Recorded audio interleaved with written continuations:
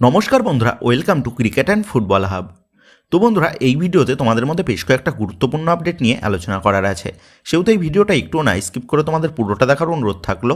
আর তোমরা যারা আমাদের এই চ্যানেলে প্রথমবার এসেছো তারা কিন্তু অবশ্যই ভিডিওতে লাইক দিয়ে আমাদের এই চ্যানেলটাকে সাবস্ক্রাইব করে রেখো, কারণ তুমি কিন্তু এখানে তোমাদের প্রিয় দলের সমস্ত রকম খেলার খবর সবার আগে পেয়ে যাবে। তো চলো আর দেরি না করে আজকের ভিডিওর মেন টপিকগুলো নিয়ে আলোচনা শুরু করা যাক। তো বন্ধুরা, তোমরা জানো গতকালই কিন্তু শেষ হয়ে গেছে চলতি মৌসুমের জানুয়ারি ট্রান্সফার উইন্ডো। তবে শেষের দিনেও বেশ কিছু সাইনিং কিন্তু করে নিল আইএসএলের দুই ক্লাব। তো তোমাদের এর আগেই জানিয়ে দিয়েছি ইন্টারকাশি ম্যানেজমেন্ট তারা ভারতীয় ডিফেন্ডার নরেন্দর গ্যাহলটকে নিজেদের দলে সই করার চেষ্টায় রয়েছে। আর ঠিক সেই মতনভাবেই গতকাল 25 বছর বয়সী এই তরুণ সেন্টার ব্যাককে ট্রান্সফার উইন্ডোর শেষ দিনে নিজেদের দলে কিন্তু চূড়ান্ত করে চমক দিল ইন্টারকাশি ম্যানেজমেন্ট। এবং এই নরেন্দরের পাশাপাশি আরও এক সেরা প্লেয়ারকেও গতকাল কিন্তু নিজেদের দলে সই করে নিয়েছে ইন্টারকাশি। আর সেই প্লেয়ারটা হলো 23 বছর বয়সী ভারতীয় তরুণ striker Rohit Danu. Centre forward পজিশনের পাশাপাশি দুই উইংয়ে খেলতে অভ্যস্ত থাকা এই তরুণ স্ট্রাইকার সে আইএসএল মঞ্চে হায়দ্রাবাদ এফসি এবং বেঙ্গালুরু এফসি দলের জার্সিতে খেলেছে। তো রোহিতকেও গতকাল কিন্তু নিজেদের দলে চূড়ান্ত করে নিল ইন্টারকাশি। আর এই সমস্ত প্লেয়ারগুলো যে হাবাসের নেতৃত্বে একটা নতুন রূপ পেতে চলেছে তা কিন্তু বলাই যায়। তো যাই হোক, এই দুই ভারতীয় প্লেয়ারের পাশাপাশি গতকাল আরও এক পরিচিত প্লেয়ারে ট্রান্সফার কিন্তু হয়ে গেল। আর সেই প্লেয়ারটা হচ্ছে 34 বছর বয়সী ভারতীয় রাইট ব্যাক আশুতোষ মেহতা। তো এই অভিজ্ঞ ডিফেন্ডারকে গতকাল নিজেদের দলে চূড়ান্ত করে নিল স্পোর্টিং ক্লাব দিল্লি। তবে এই তিন ভারতীয় প্লেয়ারের পাশাপাশি গতকাল আরও তিনজন নতুন বিদেশি প্লেয়ারেরও কিন্তু ইনক্লুড হলো আইএসএল দলে। আর সেই দলটা হচ্ছে সেই স্পোর্টিং ক্লাব দিল্লি। তো গতকাল এই স্পোর্টিং ক্লাব দিল্লি তারা কিন্তু তাদের দলে আরও তিনজন নতুন বিদেশি প্লেয়ারদের চূড়ান্ত করে নিয়েছে, যারা হলো 21 বছর বয়সী ঘানার মিডফিল্ডার এবেঞ্জার আমোহ এবং 25 বছর বয়সী ঘানার ডিফেন্সিভ মিডফিল্ড পজিশনের প্লেয়ার আব্দুল হালিক হুদু। তো এই দুই তরুণ বিদেশি এর আগে যুক্ত ছিল আই লিগের ক্লাব রাজস্থান ইউনাইটেডে এবং রাজস্থান দলের হয়ে তারা কিন্তু বেশ দুর্দান্ত পারফরমেন্সও করে দেখিয়েছিল। আর সেই কারণেই এই দুই তরুণ মিডফিল্ডারকে গতকাল কিন্তু নিজেদের দলে চূড়ান্ত করে নিল স্পোর্টিং ক্লাব দিল্লি। এর পাশাপাশি গত মরশুমের আই লিগ চ্যাম্পিয়ন দল থেকে তথা ইন্টারকাশি দলের 26 বছর বয়সী সার্বিয়ান সেন্টার ফরওয়ার্ড পজিশনের প্লেয়ার মাতিজা ব্যাবোভিককেও গতকাল নিজেদের দলে চূড়ান্ত করে নিয়েছে এই দিল্লি দলটা। সেক্ষেত্রে এটা বলাই যায় হায়দ্রাবাদ এফসি তারা নতুন নামকরণ করে নিজেদের দলে তরুণ তরুণ পরীক্ষিত বিদেশি প্লেয়ারদের নিয়ে এবার কিন্তু আইএসএলে নজর কাড়তে প্রস্তুত।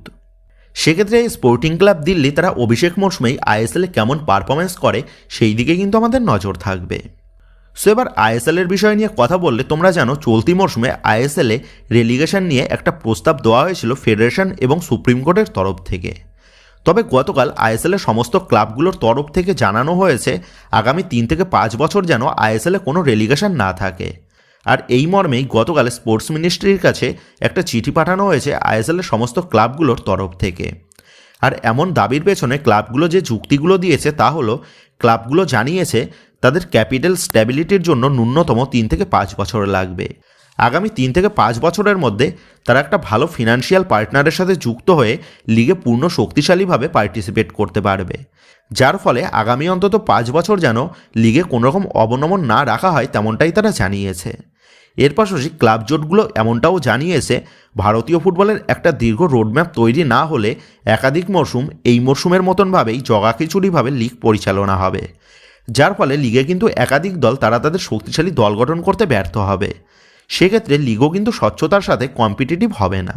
আর এই সমস্ত কারণগুলো দেখিয়েই ক্লাবগুলো তারা গতকাল স্পোর্টস মিনিস্ট্রির কাছে চিঠি লিখে জানিয়েছে যাতে আগামী 5 বছর লিগে কোনোরকম অবনমন না থাকে।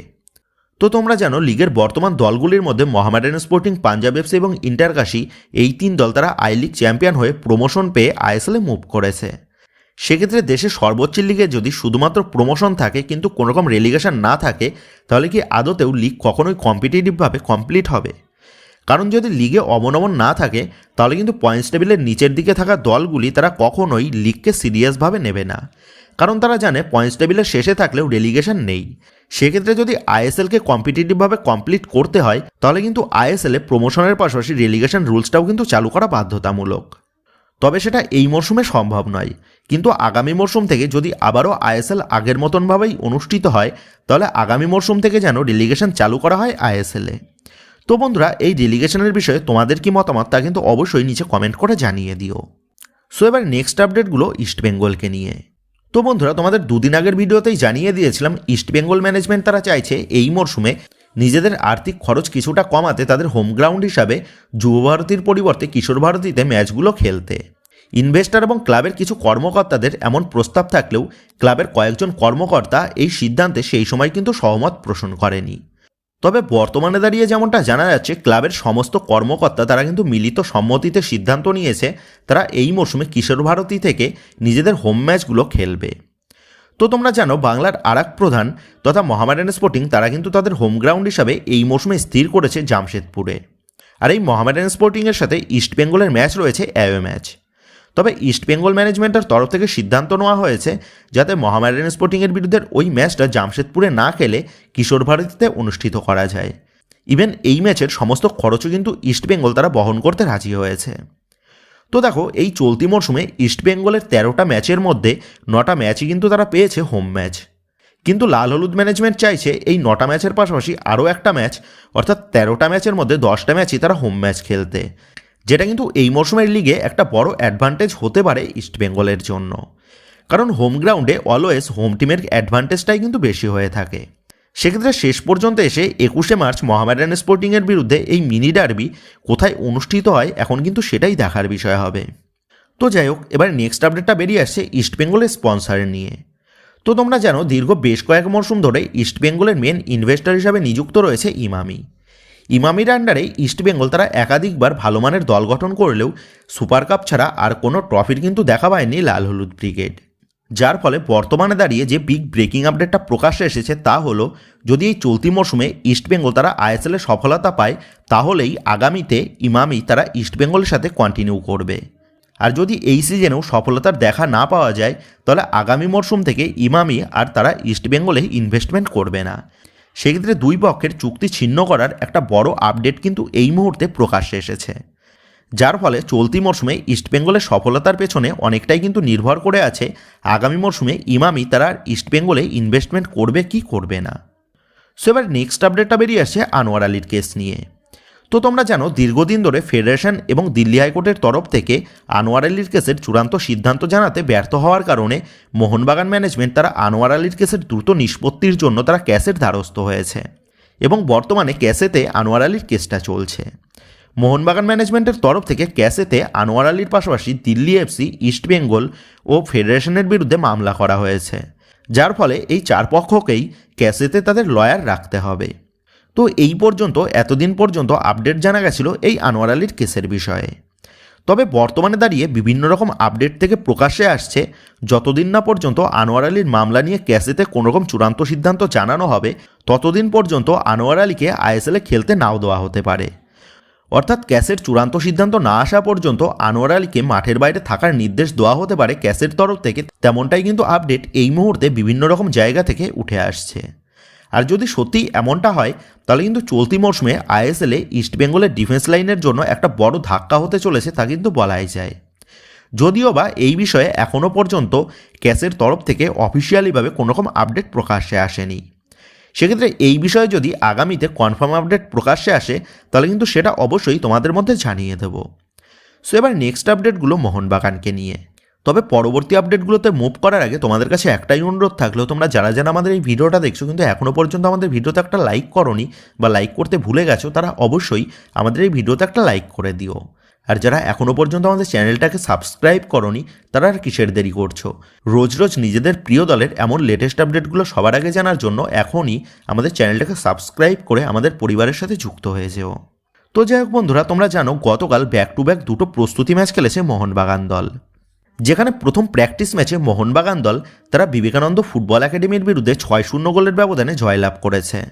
আর এই 6 গোলের মধ্যে দিমি সে কিন্তু জোড়া গোল করেছে এবং জেমি ম্যাকলারেন, সাহাল, মেহতাব এবং রবসন এরা একটা করে গোল করেছে। অপর দিক দিয়ে দ্বিতীয় প্র্যাকটিস ম্যাচে ব্যারাকপুর স্পোর্টস ক্লাবের বিরুদ্ধে মোহনবাগান তারা জয়লাভ করেছে 10 গোলের ব্যবধানে। আর এই 10টা গোলের মধ্যে 5টা গোল করেছে জেমি ম্যাকলারেন এবং সাহাল, আব্দুল সামাদ, সুহেল, কিয়ান, দীপক এবং মানবীর এরা একটা করে গোল করেছে। তো তোমরা লক্ষ্য করেছো মোহনবাগানের প্রতিটা প্র্যাকটিস ম্যাচেই Jamie Maclaren, Jason Cummings, Dimitri Petratos এবং রবসন রবিনো এরা কিন্তু একাধিক গোল করেছে। সেক্ষেত্রে এটা বলাই যায় দলের নতুন কোচের হাত ধরে মোহনবাগানের আপফ্রন্টে বিপুল পরিবর্তন কিন্তু আমরা এবার দেখতে পেতে চলেছি। আর প্র্যাকটিস ম্যাচে মোহনবাগান দলের এইরকম রেজাল্টের ভিত্তিতে এটা বলাই যায় কোচ সার্জিও লোবেরার তত্ত্বাবধানে মোহনবাগান দল নিজেদের কিন্তু বেশ খানিকটা গুছিয়ে নিয়েছে। সেক্ষেত্রে এবার কোচ সার্জিও লোবেরার নেতৃত্বে আইএসএলে দলের প্লেয়াররা কেমন পারফরমেন্স করে সেই দিকে কিন্তু আমাদের নজর থাকবে। তো যাই হোক, এবার নেক্সট আপডেটটা বেরিয়ে আসছে মোহনবাগান দলের 2 বিদেশি প্লেয়ারের বিদায়ের বিষয় নিয়ে। তো ইতিমধ্যেই তোমাদের জানিয়ে দিয়েছি আগামী মরশুমের দল গঠনের পরিকল্পনায় এখন থেকেই কিন্তু নেমে পড়েছে Mohun Bagan management. Coach Sergio Lobera তিনি তার পরিকল্পনা অনুযায়ী তিনি ম্যানেজমেন্টের কাছে একাধিক বিদেশি প্লেয়ারের প্রোফাইল রিকমেন্ড করেছে এবং সেটা কিন্তু মাল্টিপল পজিশনের জন্য। তো আমরা সকলেই জানি এই মোহনবাগানের স্কোয়াডে একজন প্রপার বিদেশি মিডফিল্ডারের প্রয়োজন রয়েছে, যে ডিফেন্স এবং আপফ্রন্টের মধ্যে একটা ব্যালেন্সড তৈরি করবে। আর কোচ সার্জিও লোবেরা তিনিও কিন্তু তার প্লেইং 11-এ একজন বিদেশি সিডিএম ইউজ করে থাকেন, যার ফলে এটা কিন্তু নিশ্চিত আসন্ন মরশুমে মোহনবাগান দলে একজন বিদেশি সেন্ট্রাল ডিফেন্সিভ মিডফিল্ডার বা সেন্ট্রাল অ্যাটাকিং মিডফিল্ডার আসতে চলেছে। তবে এর পাশাপাশি আরও যেমনটা খবর, কোচ সার্জিও লোবেরা তিনি মোহনবাগান ম্যানেজমেন্টের কাছে জানিয়েছেন বর্তমানে স্কোয়াড থেকে তিনি আগামী মরশুমে 2 জন বিদেশি প্লেয়ারের পরিবর্তন চান এবং তাদের পরিবর্তে তিনি 2 জন নতুন বিদেশি প্লেয়ার নিয়ে আসবেন। সেক্ষেত্রে বর্তমানে দাঁড়িয়ে সকল সবুজ মেরুন সমর্থকদের মনের মধ্যে একটাই প্রশ্ন, কোচ সার্জিও লোবেরা তিনি বাগানের স্কোয়াড থেকে কোন 2 বিদেশির পরিবর্তন করে নতুন 2 বিদেশি প্লেয়ার আগামী মরশুমে দলে নিয়ে আসবেন এবং সেই 2 নতুন বিদেশি তারা কোন কোন পজিশনের হবে। তো বন্ধুরা, তোমরা কমেন্ট করে জানিয়ে দিও তোমাদের মতে মোহনবাগানের বর্তমানে স্কোয়াড থেকে কোন 2 বিদেশি প্লেয়ারকে ছেড়ে দিলে ভালো হবে এবং তাদের পরিবর্তে দলে কোন কোন পজিশনে নতুন বিদেশি প্লেয়ারের প্রয়োজন রয়েছে। তো এই বিষয়ে তোমাদের মতামতটা অবশ্যই কিন্তু নিচে কমেন্ট করে জানিয়ে দিও। তো বন্ধুরা, এই ভিডিওতে এই আপডেটগুলো নিয়েই তোমাদের মধ্যে আলোচনা করার ছিল। তো আশা করি ভিডিওটা তোমাদের ভালো লেগেছে। তো যদি ভিডিওটা ভালো লেগে থাকে তাহলে ভিডিওতে লাইক দিয়ে চ্যানেল সাবস্ক্রাইব করে পাশে থাকা বেল আইকনটা অবশ্যই প্রেস করে দিও। আর তোমরা যারা এখনও পর্যন্ত আমাদের সোশ্যাল মিডিয়া পেজের সাথে যুক্ত হওনি তারা নিচে ডেসক্রিপশন বক্সের লিঙ্ক থেকে আমাদের সোশ্যাল মিডিয়া পেজের সাথে যুক্ত হয়ে যেও, কারণ এখন কিন্তু সমস্ত রকমের লেটেস্ট আপডেটগুলো সবার আগে আমাদের সোশ্যাল মিডিয়া পেজেই পোস্ট করা হয়। আর তোমরা এখন ফেসবুক এবং ইনস্টাগ্রামে গিয়ে তোমরা আমাদের এই চ্যানেলের নাম লিখে সার্চ করলেও তোমরা কিন্তু আমাদের ফেসবুক এবং ইনস্টাগ্রাম পেজটাও খুঁজে পেয়ে যাবে। সেক্ষেত্রে তোমার প্রিয় দলের সমস্ত রকম লেটেস্ট আপডেট সবার আগে জানার জন্য এবং আমার সাথে সরাসরি যে কোনো বিষয়ে কথা বলার জন্য তোমরা অবশ্যই মনে করো আমাদের সোশ্যাল মিডিয়া পেজের সাথে যুক্ত হয়ে যেও। তো বন্ধুরা, এই ভিডিওটা এটুকুই ছিল। তো আসি বন্ধুরা, দেখা হচ্ছে পরের ভিডিওতে।